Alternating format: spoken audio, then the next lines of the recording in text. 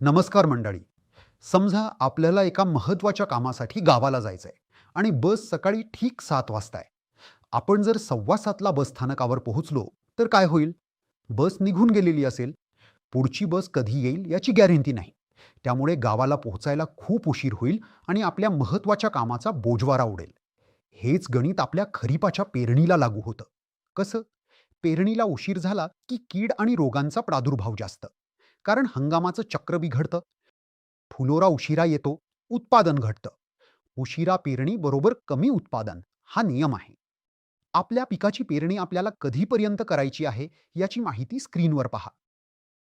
मग बियाणे, बीज प्रक्रियेची औषधे, खते, पेरणी यंत्र इत्यादी तयारी मान्सून येण्याआधीच करून ठेवा. जेणेकरून पुरेसा पाऊस आला की लगेच पेरणीला सुरुवात करता येईल.